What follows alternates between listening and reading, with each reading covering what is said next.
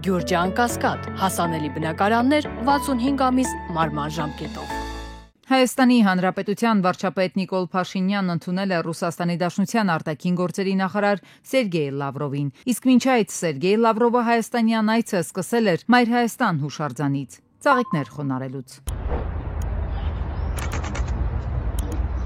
Հայաստանի արտգործնախարարի հետ փակ հանդիպումից հետո ընդլայնված կազմով հանդիպմանը Լավրովը շեշտում է, խնամքով են վերաբերում Հայաստանի հետ դաշնակցային հարաբերություններին, շարունակում է, Ռուսաստանը պատրաստ է բոլոր հնարավոր տարբերակներով գործակցել Հայաստանի հետ։ Ռուսաստանը նախկինի պես համարում է, որ Հայաստանի համար ռազմավարության հիմնական ուղղություններից մեկը անվտանգությունն է, եւ մենք պատրաստ ենք բոլոր հնարավոր տարբերակներով համագործակցել Հայաստանի հետ, հատկապես նրա սուվերեն տարածքի պաշտպանության հարցում։ Ըստ Լավրովի, Ռուսաստանն անկեղծորեն հետաքրքրված է Հայաստանի եւ Ադրբեջանի միջև հարաբերությունների լիարժեք կարգավորմամբ։ Որպես հիմք Լավրովը հիշեցնում է երեք երկրների առաջնորդների եռակողմ պայմանավորվածությունները։ Մենք ողջունել ենք խաղաղության համաձայնագրի տեքստի համաձայնեցումը Հայաստանի եւ Ադրբեջանի միջև։ Պատրաստ ենք նպաստելու բոլոր այն հարցերի կարգավորմանը, որոնք անհրաժեշտ են փաստաթղթի վերջնական ստորագրման համար։ Ըստ Լավրովի, ռուսական կողմը բավարար ներուժ է տեսնում նաեւ տարածաշրջանային գործակցության 3 գումարած 3 ձևաչափով աշխատանքների հարթակում։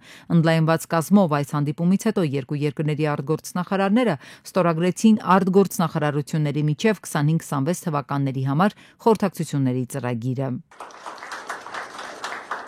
Հետո հերթը լրատվամիջոցներինն է, համատեղասուլիսում մեր երկրի արտգործնախարարն ասաց, Լավրովի հետ բանակցությունները բավականին ընդգրկուն եւ կառուցողական էին։ Կողմերը քննարկել են գործակցության բոլոր ոլորտները, տնտեսությունից մինչև դիվանագիտություն, երկկողմ հարաբերություններ, տարածաշրջանային հարցեր։ Արդյոք մենք պատրաստվում ենք վերաֆորմատավորել մեր դաշնակցային հարաբերությունները Ռուսաստանի հետ։ Միրզոյանը ցանկանում է ուղիղ պատասխանել. Ոչ։ Մեր պարտավորությունները եւ իրավունքները եւ մեր մտադրությունները միմյանց նկատմամբ հստակ գրված են թղթի վրա, ստորագրված են, ավերացված են եւ դրանք որևէ մեկը չի լուծարել։ Միևնույն ժամանակ հայտնի են հայաստանյան կողմի մտահոգությունները այն մասին, որ նախատեսված միջոցառումները, մեխանիզմները ոչ անպայմանորեն միշտ եւ ոչ անպայմանորեն ամբողջությամբ կամ սահմանված կարգով աշխատել են, բայց սա բոլորովին այլ հարց է։ Եվ ապա սեպտեմբերին արդեն առաջի կեսին մենք տեսանք ադրբեջանական զինված ուժերի հարձակումը Ջերմուկի ուղղությամբ եւ Հայաստանի Հանրապետության տարածքային ամբողջականության խախտում, Հայաստանի Հանրապետության միջազգայինորեն ճանաչված սահմանների խախտումը, իհարկե մենք այս մասին տեղյակ պահեցինք մեր դաշնակիցներին եւ Ռուսաստանի Դաշնությանը ուղիղ որպես երկկողմ դաշնակից եւ նաեւ հապկի շրջանակներում մեր ռազմական դաշնակիցներին գործողությունները, որոնք դրանք հետևեցին, ինչպես արդեն առիթ ունեցեմ ասելու, գոհացուցիչ չէին Հայաստանի Հանրապետության համար։ Նախարարը հիշեցրեց, որ Երևանը բավարարված չէ հապկի շատ կոնկրետ իրադարձություններին տված արձագանքով եւ Հայաստանը սառեցրել է գործունեությունը կառույցի շրջանակներում։ Նա ընդգծեց, որ Երևանի եւ Մոսկվայի քննարկումները շարունակական են, կառուցողական։ Այս դիտարկումից հետո Լավրովն իր հերթին ավելացրեց, թե կիսում են այն գնահատականը, որ եվրոպական անվտանգության գոյություն ունեցած համակարգն արդյունավետ չէ, իսկ ռուսական կողմը շահագրգռված է հապկում Հայաստանի ակտիվ մասնակցությամբ։ 2020-ին Ջերմուկի ուղղությամբ հարձակման ժամանակ ինչու ռուսական կողմից չեղավ համապատասխան արձագանք։ Լրագրողներն են հետաքրքրվում Ռուսաստանի ներկայացուցչից։ Լավրովն ասում է. Դա բավականին անսպասելի էր, որովհետև 2020 թվականի նոյեմբերին թեժ մարտական գործողությունների ընթացքում, երբ Ռուսաստանի Դաշնության նախագահը Հայաստանի Հանրապետության վարչապետի եւ Ադրբեջանի նախագահի հետ խմբագրեց հրադադարի մասին համաձայնագրի տեքստը, այդտեղ Լեռնային Ղարաբաղի պատկանելիության հարցը գիտակցաբար փակագծերից դուրս էր թողնվել, բայց տեղի ունեցավ այն, ինչ տեղի ունեցավ։ Միրզոյանն իր հերթին է պատմում Ջերմուկի այդ իրադարձությունների դիվանագիտական ընթացքը։ 2022-ի օգոստոսին ռուսական կողմը միջնորդական առաջարկություն ներկայացրեց Հայաստանին եւ Ադրբեջանին, հերթական անգամ վստահաբար բարի մտադրությունից ելնելով։ Հայաստանյան կողմը իր համաձայնությունը հայտնեց այդ առաջարկություններին, ադրբեջանական կողմը չտվեց դրական դիրքորոշում։ Սա օգոստոս ամիսն էր, պատմում է Միրզոյանը։ Խոսելով Լեռնային Ղարաբաղի խնդրի մասին եւ արձագանքելով Լավրովի խոսքերին, թե Հայաստանի Հանրապետությունը Լեռնային Ղարաբաղը ճանաչեց Ադրբեջանի կազմում, նշել է. Ռուսաստանի Դաշնությունը բարձրագույն մակարդակով ընդգծել է Լեռնային Ղարաբաղի պատկանելիությունը Ադրբեջանին։ Հայաստանը չի վիճարկում այս մոտեցումը։ Առիթից օգտվելով Միրզոյանը վերահաստատեց. Հայաստանը ճանաչում է Ադրբեջանի տարածքային ամբողջականությունը։ Ռուսական զենքն օգտագործվել է 7 ադրբեջանական շրջանների գրավման համար եւ այնտեղ ամրաշինական ու ռազմական գծերի կառուցման համար, որոնք ցույց են տալիս, որ հաշվարկն այդ տարածքների երկարաժամկետ պահպանումն էր։ Որոշ վերլուծաբանների գնահատմամբ այդ ամրաշինական կառույցների բնույթը ցույց է տալիս, որ դրանք երբևէ չեն էլ պլանավորվել վերադարձնել Ադրբեջանին։ Հայաստանի անվտանգության խորհրդի քարտուղար Արմեն Գրիգորյանը ընդունել է Իրանի պաշտպանության եւ զինված ուժերի աջակցման նախարար բրիգադի գեներալ Ազիզ Նասիրզադեին։ Արմեն Գրիգորյանը ողջունել է նախարարի այցը Հայաստան եւ կարեւորել ակտիվացված երկկողմ փոխայցելությունները։ Նախարարն իր հերթին շնորհակալություն է հայտնել ջերմընդունելության համար եւ վստահությամբ նշել, որ երկկողմ հարաբերությունները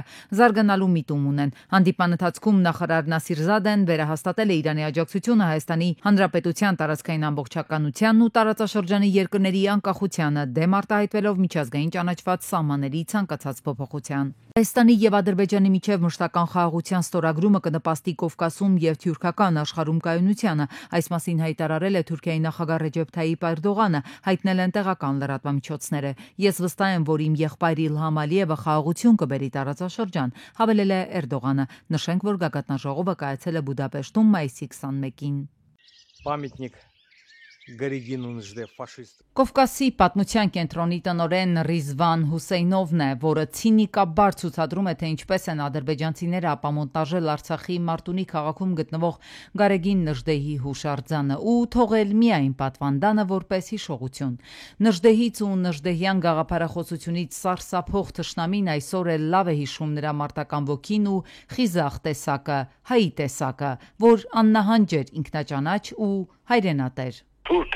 բառնա չէ ասա, նժդեի բնորոշումը վայրագ են, արուն պետք է խմեն այդ մարդիկ, բա ինչ պետք է անեն, արունը որ չեն խմում, ջուղայի քարերն են ջարդում, եթե մարդ չին գնում ձեռները քարերն են սկսում ուտել, մենք գործ ունենք արուն արբու, այրա թշնամը։ Արուն արբու թշնամին անձնական վրեժխնդրությունը քարերից է լուծում, սրանից առաջ էլ Սպարապետի հուշարձանը պղծեցին, ընդ որում մի քանի անգամ։ Մեկ այլ տեսակրությունում երևում է օկուպանտ ադրբեջանցի զինվորականը կանգնած եւ նստած Վազգեն Սարգսյանի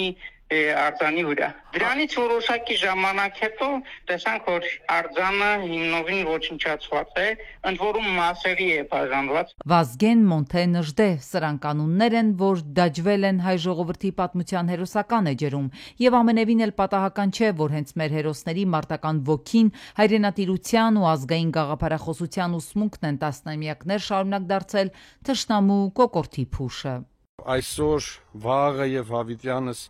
Նժդեյան ոգին պիտի փրկի, որովհետև դա լոկ Նժդեի ոգին չէ, այլ հայ ոգեղենության այբուբենն է, որ դարերի հազարամյակների կուտակած այդ փառահեղ մտքով նա բանաձևել այբուբենի է բերել։ Բռնազավթված Արցախում հերթով ոչնչացնում ու պղծում են մեր հերոսների վառ հիշատակը, փորձում կտրել մեզ մեր արմատներից ու մոռացության տալ պատմական արդարությունը։ Վախենում են հայի ինքնաճանաչ տեսակից ու զորեղանալուց, սեփական ուժերով ինքնապաշտպանվելու անընդունակ ազգերը դատապարտվում են մահվան։ Սրանք Նժդեհի խոսքերն են, որոնք միշտ ակտուալ են։ Արցախի պատմամշակութային ժառանգությունը կմնա ոչնչացման սպառնալիքի տակ այնքան ժամանակ, քանի դեռ չենք գիտակցել, որ հենց Նժդեհի գաղափարներն են, որ պիտի դառնան փրկարարողակ նոր սերնդի համար։ Վերհիշենք օրեր առաջ ՔՊԱ-ական պատգամավոր Հայկ Սարգսյանի առաջարկած նախագիծը։ Ժամկետային զինծառայողները կունենան ընտրության հնարավորություն, առաջին ծառայել 24 ամիս եւ ստանալ բարձր դրամական ապահովություն, երկրորդ ծառայել 6 ամիս եւ պետական բյուջե վճարել 15 միլիոն դրամ, ծառայել 1 ամիս եւ պետական բյուջե վճարել 20 միլիոն դրամ։ Նախագիծը հակասական մեկնաբանությունների տեղիք է տվել, որոնք պարզաբանում է հենց նախագծի հեղինակը։ Եթե դու որևէ ոլորտում հաջողության ես հասել, սպորտում մեջ աշխարհի չեմպիոն ես, Եվրոպայի կամ շախմատի չեմպիոն ես կամ գիտական կոչում ունես, դու հավանաբար նաև քո այդ վաստակով մեծ գումարներ ես վաստակում եւ կարող ես վճարել գումար, ծառայել 1 ամիս, ընդմիշտ փակել ծառայության էջը, ոչ թե ամեն տարի խնդրել, որպեսզի կառավարությունը օրինակ քեզ տարգետում տա եւ նաեւ քո վճարած գումարներով այլ քաղաքացիներ կծառայեն։ Սոցիալական անարդարության կոմպոնենտը միանշանակ կա։ Եթե ներկայումս իհարկե նշվում է, որ հարուստ, մեծահարուստ խավի ներկայացուցիչները ունեն հնարավորություն, այսինքն նախկինում կոռուպցիա համարվող կարգավիճակով օրինականացվում է զինվորական ծառայությունից ազատվելու այդ դրույթը, որը բնականաբար ընդունելի չէ։ Պատգամավորի խոսքով այն գումարները, որոնք վճարվելու են բանակում քիչ ծառայելու համար, տրամադրվելու են ծառայողների կարիքները հոգալուն։ Սարգսյանի ու իրավապաշտպանի տեսակետները սակայն չեն համընկնում։ Սա կոռուպցիան վերացնելու ճանապարհ է, որովհետև այսօր ունենք կոռուպցիա եւ հարուստների, մեծահարուստների երեխաները նրանց բարեկամների կամ նրանց աշխատողների, տնօրենների, նրանց խնամիների, ծանոթների երեխաները նույնպես չեն ծառայում։ Երբ մենք այսօր արձանագրում ենք, որ մեր բանակում չեն ծառայում այս խավի անձինք ու նշում ենք նաև ճանապարհները ոնց են խուսափում, ես լուծում եմ առաջարկում մենք ոնց կարանք դրա դեմը կանգնացնել եւ խափանել այդ մեխանիզմը, որը այսօր գործում է եւ սրանով հզորացնել մեր բանակը։ Հայկ Սարգսյանը վստահ է բանակում մեծ ֆինանսական միջոցներ է բերելու այս նախագիծը, ինչն էլ նպաստելու է ծառայության գրավչության բարձրացմանը։ Շատ մեծ թվով քաղաքացիներ ուղղակի խուսափում են, նրանց մի մասին անգամ փոքր տոկոսին 1000-ին կամ 1500-ին, 2000-ին, եթե կարողանանք մենք հետ բերել պարտադիր զինվորական ծառայության հաշվառել եւ նրանք վճարեն այս սահմանված գումարները, մենք կունենանք բոլորովին ուրիշ իրավիճակ եւ բոլորովին ուրիշ պաշտպանվածություն։ Եթե անձը վճարում է որոշակի գումար ու անցնում է ծառայության օրինակ 1 ամիս ժամկետով, դա չի երաշխավորում, որ անձը մնալու է Հայաստանում եւ հետագայում նպաստելու է Հայաստանի մարտունակությանը, այսինքն ոչինչ իրեն արդեն իսկ չի խանգարում գնալ արտերկիր, ապրել, քաղաքացիություն ստանալ։ Ամեն դեպքում պատգամավորը կարծում է, որ մեր բանակում այո, խնդիրներ կան եւ պետք է այդ մասին բարձրաձայնել, որպեսզի հնարավոր լինի լուծումներ գտնել։ Իր առաջարկած նախագիծն էլ Հայկ Սարգսյանը համարում է խնդրի լուծման մի տարբերակ։ Գերմանիայի կանցլերի գրասենյակի ղեկավար Տորստեն Ֆրայը մեղադրել է Ռուսաստանին Ուկրաինայում հրադադարի հարցում իրական շահագրգռվածության, բացակայության եւ ժամանակ ձգձգելու մեջ։ Նա նշել է, որ վերջին օրերին ռուսական անօդաչու թռչող սարքերի հարձակումները թվով եւ ինտենսիվությամբ ավելացել են։ Ֆրայի խոսքով Պուտինը փորձում է ժամանակ շահել եւ հակասություններ սերմանել եվրոպացիների ու ամերիկացիների միջև։ Նա նաեւ ընդգծել է, որ պետք է ավելի համարձակ ճնշում գործադրել Ռուսաստանի էներգետիկ եւ ֆինանսական ոլորտների վրա։ Բացի ստվերային նավատորմից ու առանձին ընկերություններից, ըստ գերմանական աղբյուրների, այժմ աշխատում են պատժամիջոցների 18-րդ փաթեթի վրա։ Իսպանիայի մայրաքաղաքում գնդակահարել են ուկրաինացի քաղաքական գործիչ Անդրեյ Պորտնովին, որին համարում էին Ուկրաինայի նախկին նախագահ Վիկտոր Յանուկովիչի մերձավոր զինակիցներից մեկը, հայտնել է Reuters-ը։ Պորտնովի վրա հարձակումը տեղի է ունեցել մայիսի 21-ի առավոտյան Մադրիդի հարուստ թաղամասերից մեկում ամերիկյան դպրոցի դարպասների մոտ, հայտնել է BBC-ն։ Ամերիկայի դաշնային իրավապահները Կալիֆոռնիայում եւ Ֆլորիդայում ձերբակալել են 13 հոգու, որոնք մեղադրվում են հայկական կազմակերպված հանցախմբին անդամակցել ու սպանության փորձի, առևանգման 83 միլիոն դոլարի առցանց գողության, զենքի ապօրինի պահման եւ ֆինանսական խարդախությունների մեջ։ Խումբը, որն ունի կապեր ռուսական մաֆիայի հետ, կենտրոնացած է եղել Լոս Անջելեսում։ Ձերբակալությունների ընթացքում հայտնաբերվել է շուրջ $100,000 կանխիկ, 14 զենք եւ 3 զրահապատ մեքենա։ Հայաստանի կոնյակագործները բողոքի ակցիա են իրականացրել Վրաստանի դեսպանատան առջև, դատապարտելով հայկական արտադրանքի տարանցման խոչընդոտները Վրաստանի տարածքով։ Ակցիայի մասնակիցների խոսքով Ռուսաստան եւ Բալթյան երկրներ արտահանման ենթակա կոնյակն անսպասելիորեն ենթարկվում է լաբորատոր փորձաքննությունների վերին լարցի անցակետում, հանգեցնելով երկարաժամկետ ուշացումների եւ զգալի ֆինանսական վնասների։ Կոնյակագործները պնդում են, որ իրենց ապրանքները նախատեսված չեն Վրաստանի շուկայի համար, իսկ այդ երկիրը պարզապես ուղի է հանդիսանում։ Նշվել է, որ մի շարք բեռնատարներ արդեն 40 օր պահվում են Վրաստանի տարածքում արհեստական խոչընդոտներով։ Քրեական ոստիկանության կազմակերպված հանցավորության դեմ պայքարի վարչությունում ստացվել են տեղեկություններ Փակ բաժնետիրական մի ընկերության ապօրինի ձեռնարկատիրության վերաբերյալ։ Ստուգումներով ձեռք բերվել են նոր փաստական տվյալներ, որ ընկերությունը Արմավիրի մարզի Մերձավան գյուղի վարչական տարածքի 46 հեկտար մակերեսի վրա ունենալով բազալտի հանքարդյունահանման թույլտվություն 2022-ի օգոստոսից մինչ օրս գործունահանում է կատարել նաև հարակից 7.6 հեկտարի վրա եւ մոտ 24,000 խորանարդ մետր հանույթը տեսակավորման կետից իրացրել շուրջ 117 միլիոն դրամով, ինչի հետևանքով պետությունը եւ համայնքին վաճառվել է առանձնապես խոշոր չափերի վնաս։ Վաղաշաբաթի քննչական բաժնում նախաձեռնվել է քրեական վարույթ ապօրինի ձեռնարկատիրական գործունեության հատկանիշներով։ Մայիսի 20-ին Շիրակի մարզի Մայիսյան բնակավայրի վարչական տարածքում բախվել են 2 Մերսեդես եւ Կիա։ 1 հոգի տեղում մահացել է, 1 հոգի էլ տարբեր աստիճանի վնասվածքներով տեղափոխվել Գյումրու բժշկական կենտրոն։ Վիրավորին առաջին օգնության են հասել քաղաքացիները, օպերատիվորեն ժամանած Գյումրու շտապօգնության բժիշկների հերթապահումն ու Շիրակի մարզի փրկարար ծառայության փրկարարները։ Տեղում էին ոստիկանության բարեկային ծառայության Շիրակի մարզի գումարտակի պարեկները, նաեւ Շիրակի մարզպետը։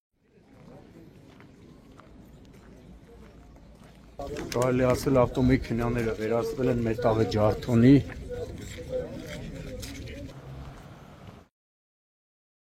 Մեկ այլ ողբերգական վթար էլ տեղի ունեցել Արթիկից դեպի Հառիջ գյուղ տանող ճանապարհին։ 35-ամյա Սմբատ Մելքոնյանը BMW-ով դուրս է եկել երթևեկելի գոտուց, բախվել քարե պարսպին, ապա բետոնե էլեկտրասյանն ու շրջվել։ Վարորդը հիվանդանոց տեղափոխվելու ճանապարհին գիտակցության չգալով մահացել է։ Օպերատիվորեն ժամանել են ոստիկանության բարեկային ծառայության Շիրակի մարզի գումարտակի 2-րդ վաշտի 2-րդ դասակի պարեկները։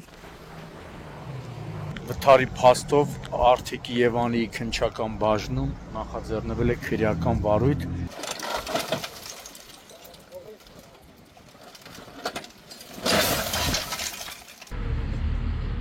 Երևան-Սևան-Իջևան ճանապարհին էլ 21-ամյա Հովանեսը Volkswagen Jetta-ով բախվել է քարե պարսպին, ապա բաժանարար գոտու երկաթե պատնեշներին, ինչի հետևանքով մեքենայի շարժիչը պոկվել ու շպրտվել է։ Ուղևորը Աբովյան բժշկական կենտրոն է դիմել, հետո կարճ ժամանակ անց դուրս գրվել։ Ժամանել են ոստիկանության բարեկային ծառայության Կոտայքի մարզի գումարտակի 2-րդ վաշտի առաջին դասակի պարեկները։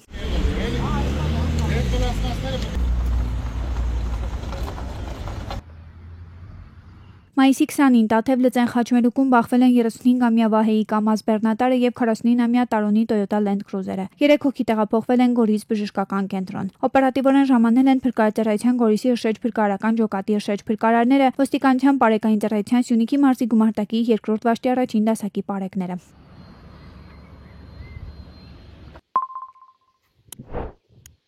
Եվ արդեն մի քանի շաբաթ է հակասանիտարական վիճակ է Երևանում։ Թիվ 43 մանկապարտեզի հարևանությամբ գտնվող տարածքում անօթևան մի կին իր ունեցած ողջ գույքը, իրերը, անկողնային պարագաները տեղափոխել ու բնակություն է հաստատել այդտեղ։ Հազարավոր մարդիկ են անցնում այդ հատվածով, հետևաբար պատկան մարմինները պետք է լուծեն այս խնդիրը։